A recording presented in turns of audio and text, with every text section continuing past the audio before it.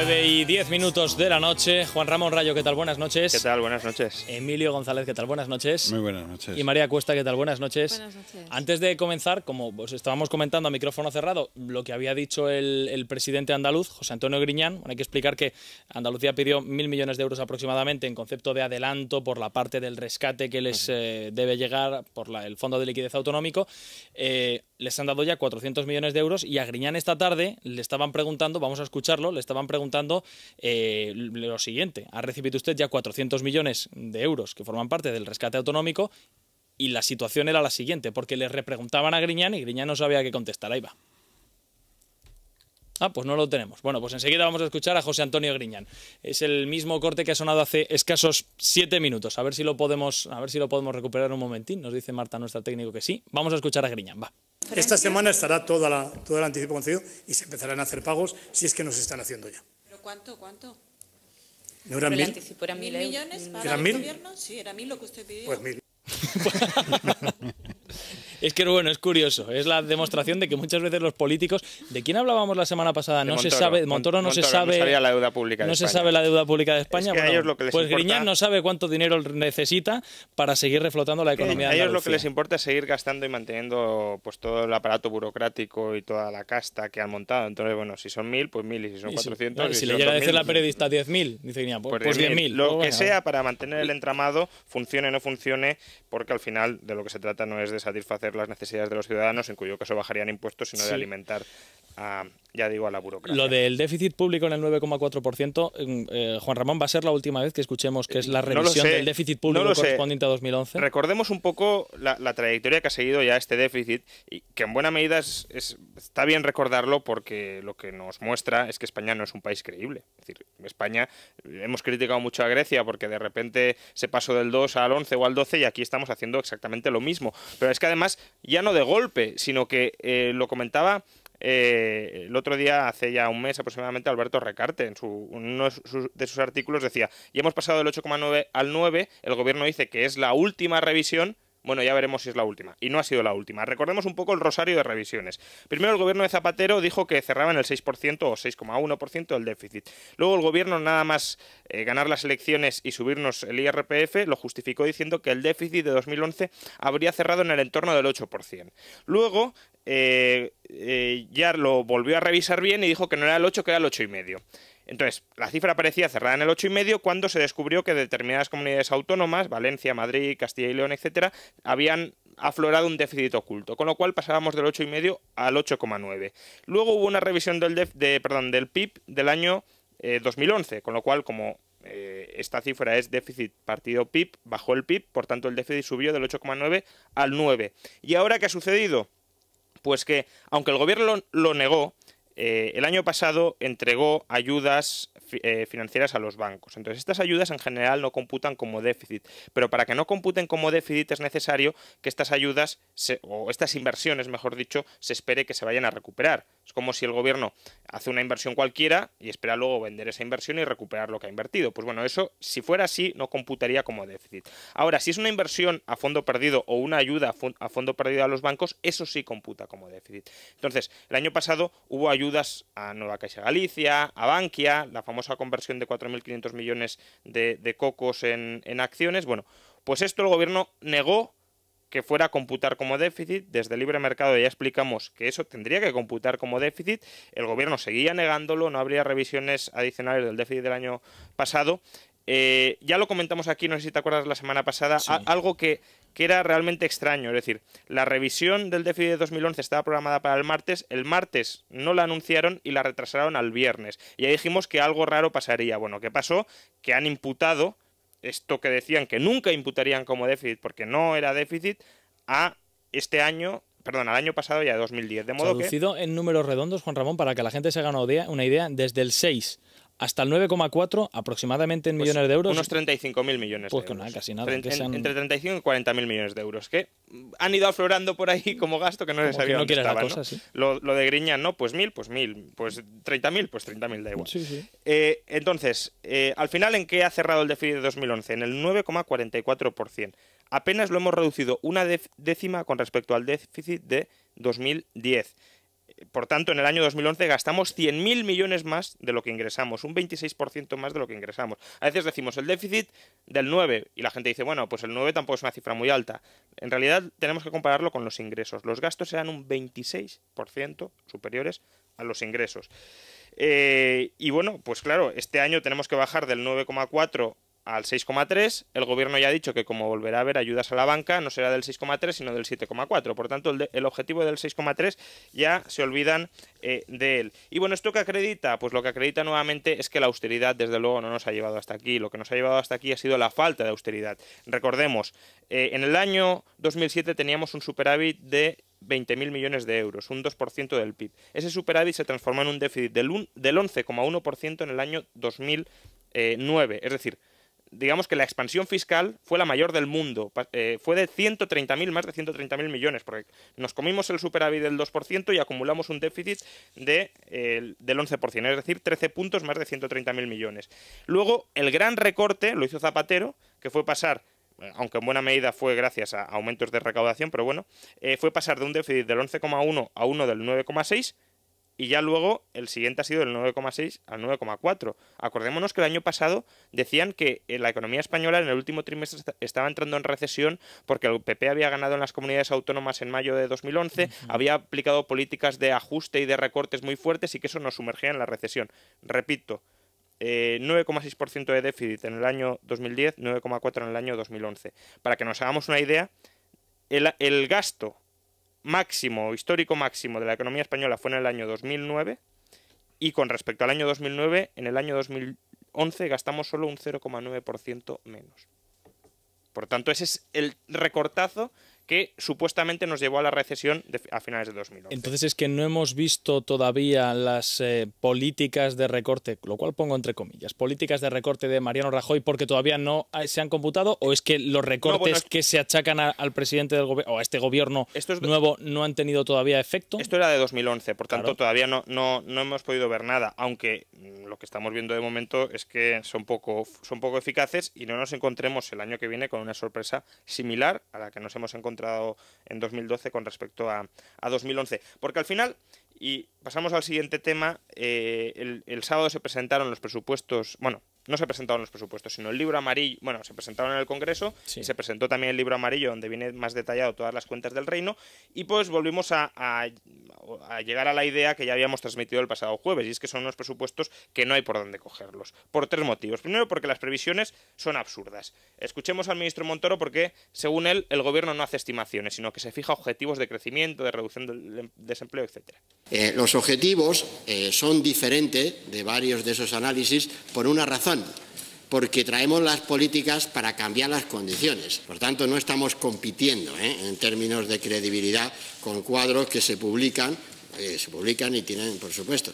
Pero esos cuadros, evidentemente, no están estimando los resultados de políticas como las que estamos presentando aquí, entre otras cosas porque no las conocen, es evidente. Bueno, básicamente, el Gobierno puede poner el objetivo de crecimiento que más le apetezca y así cuadramos perfectamente las cuentas. Yo no sé por qué se han puesto un objetivo tan parco o tan timorato de que solo la economía caiga un 0,5, puestos a fijarse objetivos, pues que se ponga un objetivo de que la economía crecerá un 10, por lo que dice Montoro, hay cosas que van a hacer y que todavía no sabemos y que por lo tanto la cifra de crecimiento irá acorde a esas cosas que no sabemos y que están por presentarse. Entiendo yo, después de escuchar a Montoro. Sí, bueno, lo que viene a decir es que estos presupuestos son tan revolucionarios que harán que la economía española, en lugar de caer un 2 o un 1,5 como prevén todos los analistas, caiga un 0,5. Bueno, eso no es en absoluto creíble porque, entre todas las cosas, estos presupuestos están asentados sobre pies de barro. ¿Qué pies de barro?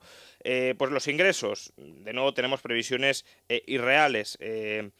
Actualmente se están hundiendo un 10% con respecto al objetivo de 2012. Es verdad que esto va a variar porque hay, bueno, pues pagos fraccionados que todavía no se han realizado, devoluciones que se han adelantado, pero bueno, en general, digamos que no están yendo espectacularmente bien los ingresos y el gobierno asume que el año que viene va a crecer la recaudación un 5% con respecto a la previsión de 2012. Es decir, ahora mismo está cayendo los ingresos un 10% con respecto a la previsión y en 2013 se espera que suba un 5%. Bueno, y luego Montoro el sábado se enfadó mucho, o al menos se disgustó, de nuevo porque volvió a leer y a escuchar a gente, entre ellos nosotros, suponemos, que decían que no estaban recortando el gasto, cuando él insistía en que el mayor esfuerzo de ajuste del déficit de este año era por el lado del gasto y no por el lado de los ingresos. Bueno, la realidad es que los gastos suben 8.000 millones de euros. ¿Y por qué suben 8.000 millones de euros? Porque las partidas más gruesas del presupuesto suben. Y por mucho que recorten en el resto, imagínate que una partida es el 1% del presupuesto y la recortan al 100%. Qué gran recorte, sí, pero es el 1% del presupuesto. Entonces, sí, así no logramos nada. Escuchemos a Montoro sobre cuáles son las partidas que aumentan. Los gastos financieros, lamentable crecimiento.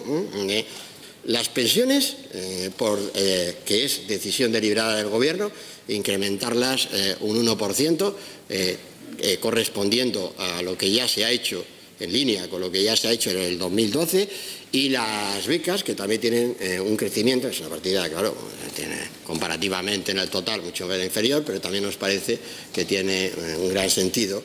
Claro, es que escuchándole parece que es que no hay nada más de donde recortar. Claro, es que, vamos a ver, excluyendo pensiones y gastos de intereses, el resto del presupuesto cae un 4,6%, es decir, menos de un 5%. Pero claro, pensiones y el gasto en deuda es el 50% del presupuesto. Por tanto, claro, que solo reduzcas el 5% de la mitad, es que aunque fuera el 5% de todo el presupuesto, sería insuficiente, pero es el 5% de la mitad.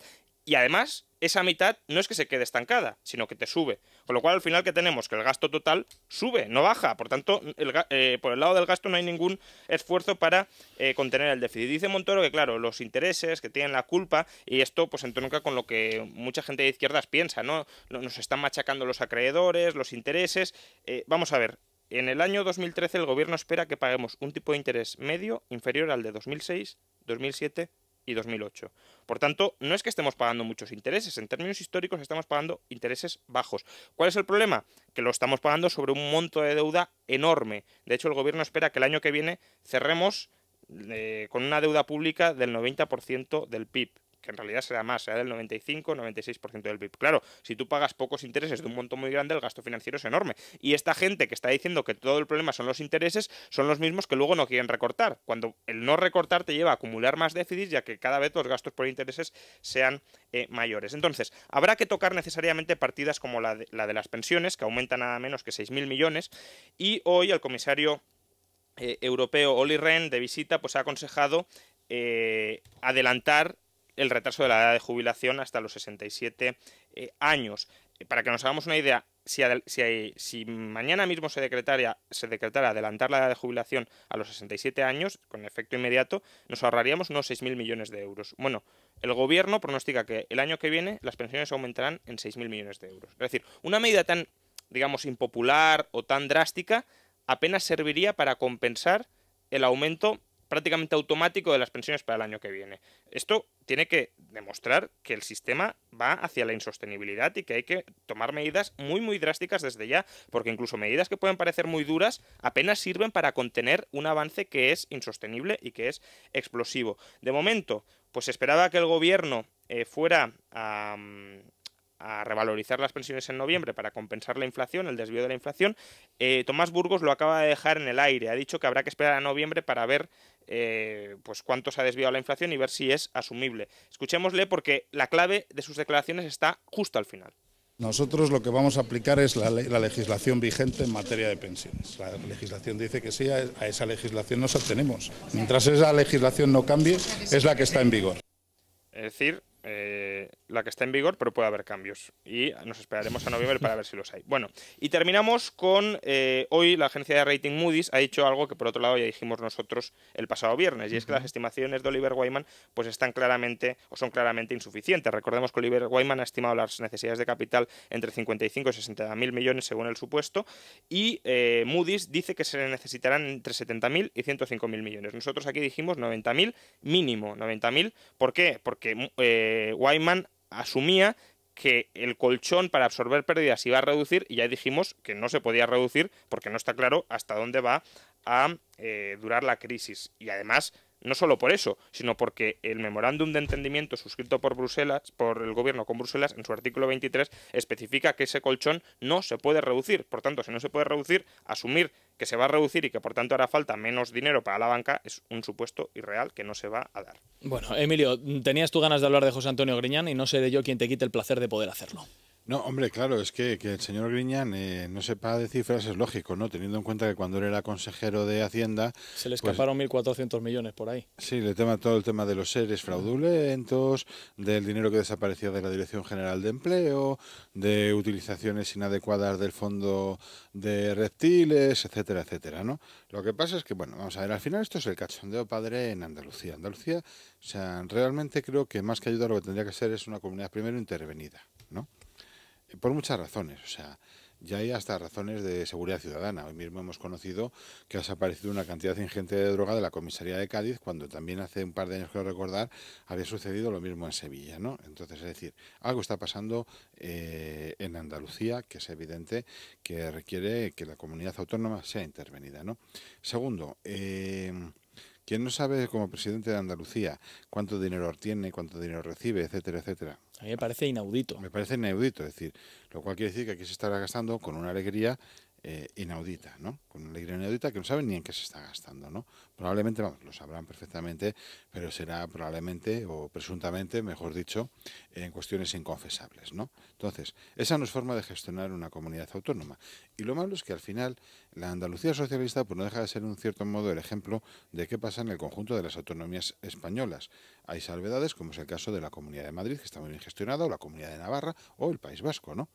Pero la tónica general con las comunidades del PSOE y con las comunidades del PP es esta. Entonces, yo lo que no sé es a qué espera el gobierno, o sea, no para anunciarnos que el presupuesto del año que viene del Estado va a ser esto, lo otro, tal, que todo eso está muy bien, sino para decirnos cómo va a atajar el problema real, que son las autonomías. Pero es que yo me pregunto, y perdonad que sea tan insistente con José Antonio Griñán, pero ¿quién se imagina? Y lo digo porque normalmente las autonomías, como tiran con pólvora del rey, el dinero les da exactamente igual porque siguen recibiendo, pues no pasa absolutamente nada. Pero en este caso, ¿alguien se imagina algún empresario que necesite 1.000 euros para poder continuar con su actividad diaria y no sepa cuánto dinero tiene que pedirle al banco ni le tiene que dar el banco para poder seguir? Es que a mí, de verdad... Hombre, por eso es que lo que es absurdo es que no quiere reconocer que la comunidad autónoma de Andalucía está en quiebra, que necesitan recortar en Andalucía el gasto público en aproximadamente un tercio.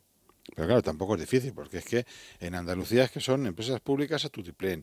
Los que eran contratados temporales no sé qué para que no los despidan ni tal, por decreto funcionarios, cuando aquí alguna persona, o sea, la gente normalmente para acceder a la función pública pues pasa un concurso público o pasa una oposición.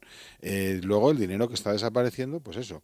El que desaparece con los seres fraudulentos, los de 7.000 millones de euros que desaparecen de la Dirección General de Empleo, que ya tiene delito, ¿no? Etcétera, etcétera. Pues claro, lógicamente al final, con tanto dinero desapareciendo, pues lógicamente yo entiendo que el señor Griñán no sepa cuánto dinero necesita, ¿no? Que ese es el problema real, que es que, o sea, eso es un descontrol, que es que desaparece el dinero. Se ha puesto, yo creo, de manifiesto con la crisis, que ahora se ha generalizado el hablar de economía. Los periodistas económicos, cuando vamos a preguntar a algún político algún tema económico, es que es tremendo, es que rascas, haces tus preguntas y ya no tienen más recorrido. Sí, y se molestan también, ¿no? Y hay un agravante aquí, ¿no? Porque ahora que se está suscitando el debate sobre el pacto fiscal o la financiación autonómica, recordemos que la financiación autonómica de España es tremendamente desastrosa y nociva para las comunidades que generan actividad, para sostener, entre otros, la casta política andaluza. Es decir, la redistribución de las rentas, no tanto desde Cataluña, aunque también desde Madrid,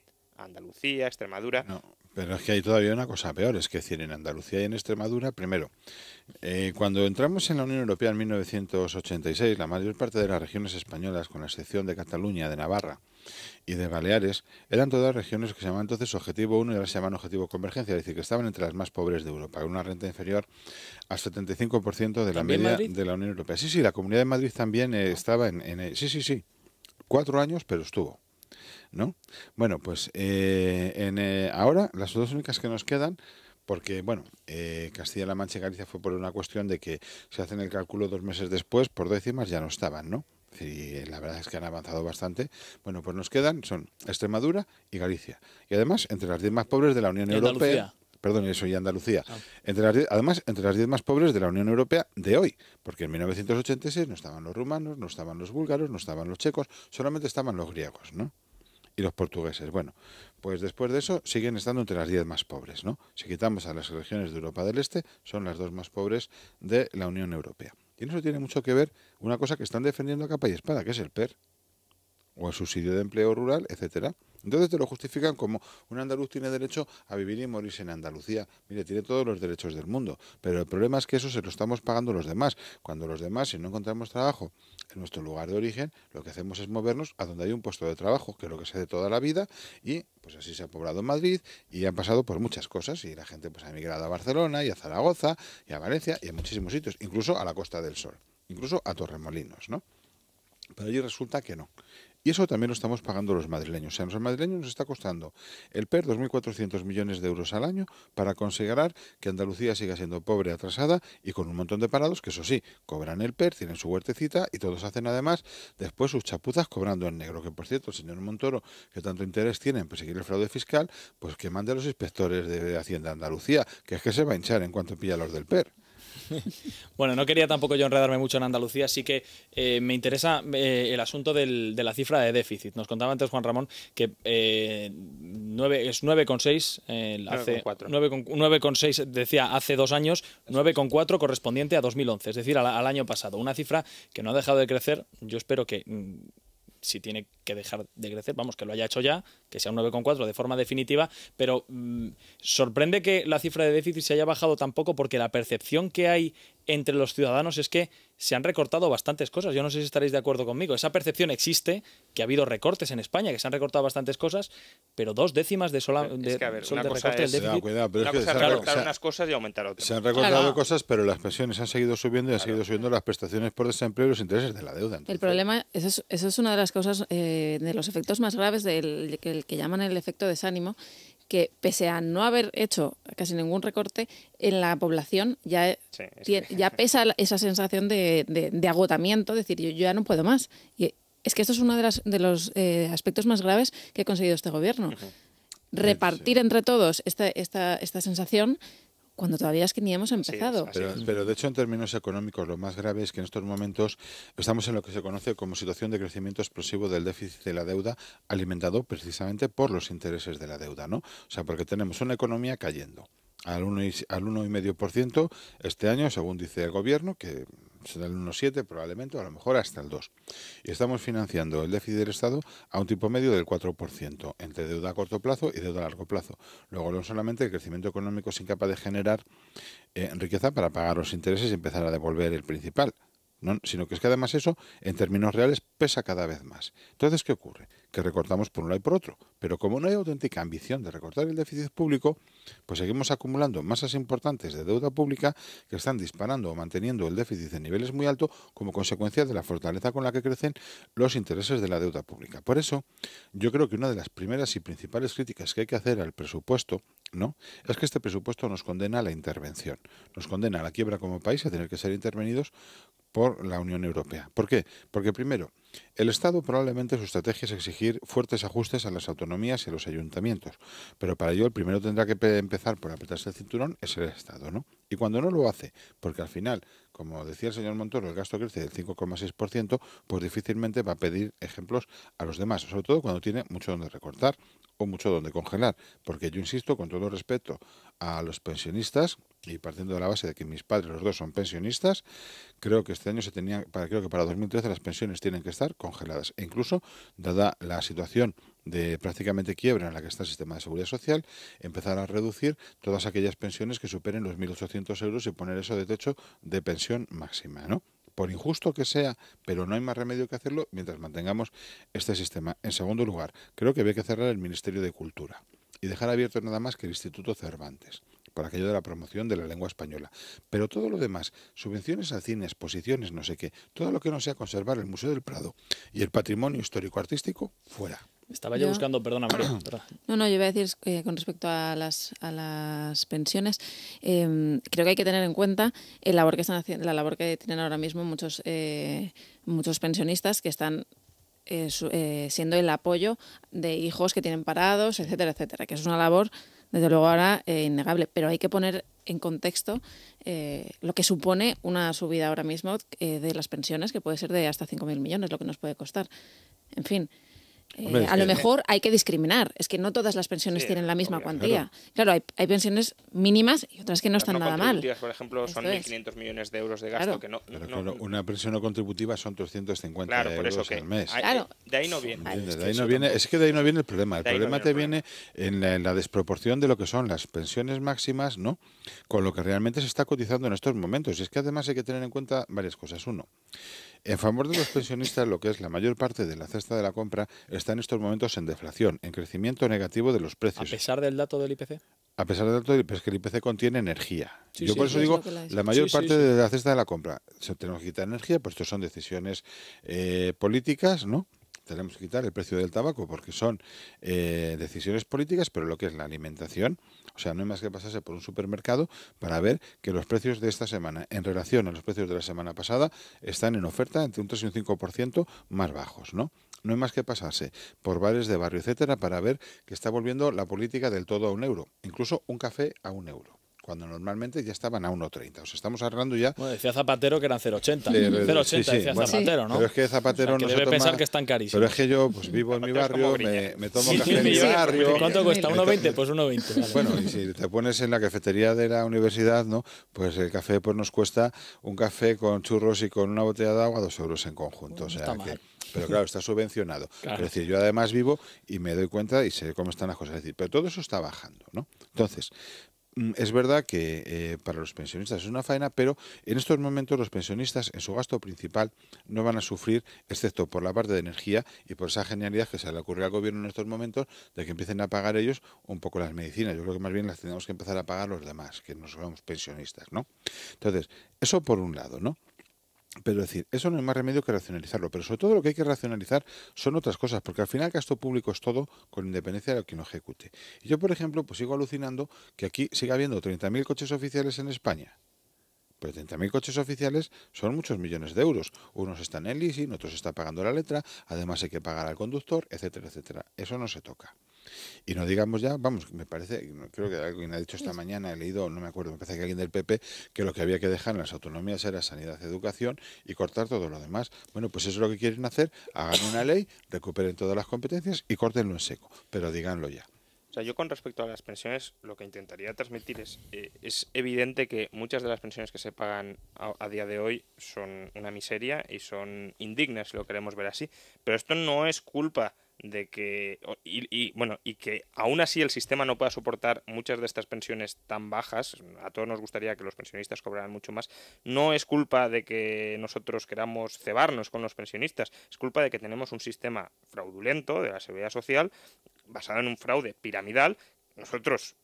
Muchos de nosotros llevamos años y años diciendo este sistema no funciona, este sistema condena a los pensionistas a la miseria, etcétera, etcétera. No se nos ha hecho caso, ahora colapsa el sistema y tarde o temprano habrá que recortar o por las buenas o por las malas, porque es que si no hay dinero, físicamente no hay dinero y no lo va a haber. Entonces, si el gasto sigue aumentando y va a seguir aumentando y los ingresos no hay manera de que lo hagan, habrá que recortar, pero no habrá que recortar, insisto, porque nos guste, habrá que recortar porque este sistema no funciona. Sí, esto en otros tiempos Felipe González le daba la manivela, ¿no? Que se dice. Bueno, pero vamos a ver, es que Felipe González hizo muchas atrocidades, porque entre otras cosas... Es que me acuerdo de las devaluaciones de la peseta. Sí. No, pero yo era pequeño, vamos a ver. Tengo... Es que ahí pasan muchas cosas, porque por ejemplo, el señor Felipe González cogió un montón de mutualidades que había, que eran sistemas privados de pensiones, y las absorbió la Seguridad Social. ¿Para qué? Para coger ese dinero y con eso pues financiar un montón de cosas. A lo Kirchner. Y ya está, a lo Kirchner, exactamente. Pero además, o sea, es que también hay que decir que el dinero que se fue cotizando a la Seguridad Social y que tenía que haber tenido cantidades ingentes de dinero para cometer esto y mucho más, ¿no? En los años 70, en los años 80, pues desapareció en los famosos polos de desarrollo y en programas de industrialización que después fueron quiebras completas. Entre otras cosas, por cierto, Cataluña se llevó un buen pellizco de ese dinero, ¿no? Para industrializarse y desarrollarse, ¿no? Como los españoles y los castellanos siempre hemos sido tan malos como los catalanes, pues mira, con los catalanes, pues mira. Entonces, esos errores vienen de ahí. Después, el señor Felipe González universalizó las prestaciones de la Seguridad Social. Lo que pasa es que se las universalizó sin base financiera para ello, ¿no? Entonces eran los años en los que la generación del baby boom se iba incorporando al mercado de trabajo y parecía que había cada vez más cotizantes y demás. Pero eso se terminó hace ya tiempo. Y ahora la realidad que tenemos es que tenemos unas pensiones disparatadas, que si no se hubieran cargado las mutualidades no habría tanto gasto y las mutualidades atenderían los gastos preceptivos pagando sus pensiones en lugar de tener que asumirlas la seguridad social. Y además estamos en una situación tan horrorosa que para salir de esta los salarios en España van a tener que bajar por término medio un 25 o un 30%, que eso ya está sucediendo en muchos sectores y en muchas empresas, lo cual significa que baja la base de cotización. La base de cotización tanto del trabajador como del empresario. Luego, aunque se mantenga el puesto de trabajo, que si llegamos a viejos, las pensiones que nos van a tocar... No, y encima el que se plantee un ahorro privado le van a machacar con las plusvalías, y ahora encima lo último que estaban planeando, puestos a cometer atrocidades, porque esto hay que decir que es culpa del Partido Socialista, del Partido Popular y de los sindicatos por firmar el Pacto de Toledo, ¿no? Y entre ellos el señor Montoro.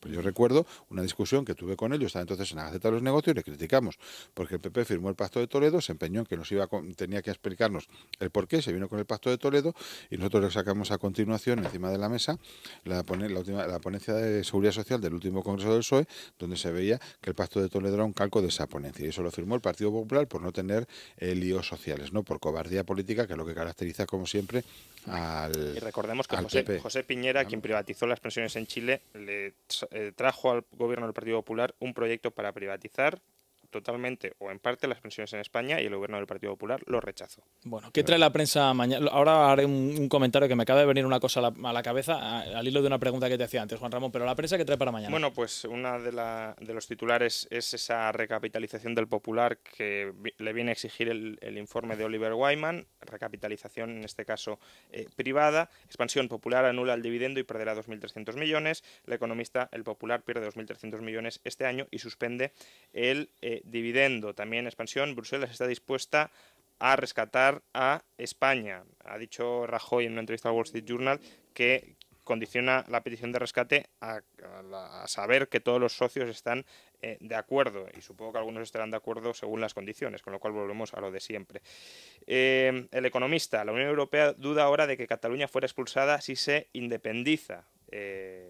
Y bueno, poco más. Bueno, te preguntaba antes, digo, algo tiene que tener preparado Montoro, ¿no? Y entonces estaba pensando y digo, claro, leo, y por eso antes cogía el teléfono móvil, en El Mundo, la edición de hoy, Montoro guarda impuestos en la recámara para cuadrar 2013. Yo lo de la tasa Tobin, Juan Ramón, tengo que decirte, para ser sincero, que no me le creía mucho, pero cuando veo que impuestos sobre transacciones bursátiles, 0,2% por cada operación bursátil, he dicho, bueno, y pues puede haber nuevos cambios en el IRPF y demás, sí, no, sí, desde luego... Pero el IRPF bueno, nos lo pueden volver... Lo que yo iba a decir antes... Modificar la base.